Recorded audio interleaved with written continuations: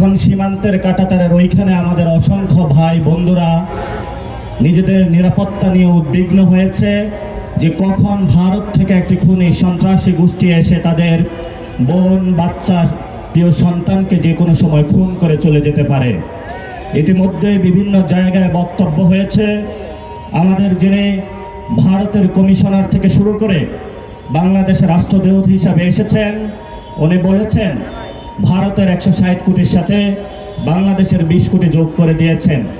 আমরা তাদের সাথে উদ্দেশ্যে বলতে চাই, বাংলাদেশের 18 থেকে 20 কোটি জনতা, পশ্চিমবঙ্গের 10 থেকে 12 কোটি জনতা, আসামের 1.5 থেকে 2 কোটি জনতা, তেমনিভাবে মণিপুর থেকে এই বাংলা ভূখণ্ডের বদ্বীপে যত অঞ্চল রয়েছে সেখানের জনসংখ্যাকে যদি আমরা হিসাব করি 32 থেকে 35 কোটি জনতারও আমরা দায়িত্ব নিতে সক্ষম এবং আমরা দায়িত্ব নিতে চাই।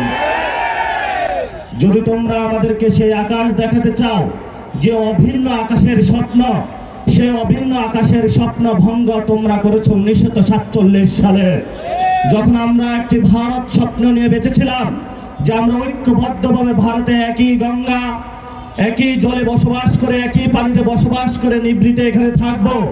তোমরা সেইখানে মুসলিম কার্ড খেলে আমাদের উপরে নিপীড়নের নির্যাতনের স্ট্রিম রোলার চালিয়েছিল। আমরা বাধ্য হয়ে স্বাধীনতার আওয়াজ তুলে সে একই জায়গায় আজকে উপনীত হয়েছি। নতুন করে যে স্বপ্ন তুমি আমাদেরকে দেখাচ্ছ সেই স্বপ্ন তোমরা 47-এ ভঙ্গ করেছ। এই যা ইতিহাস চলে গিয়েছে নতুন করে মুসলমান এবং বাংলাদেশ ভারতের সাথে একীভূত হওয়ার যে অখণ্ড ভারতের যে স্বপ্ন, সেই স্বপ্নে আমরা কখনো ঐক্যবদ্ধ হব না। এবং তোমরা যে স্বপ্ন দেখো তোমাদের সেই স্বপ্ন দিবা স্বপ্নেই থেকে যাবে, বাস্তবে কখনো হবে না।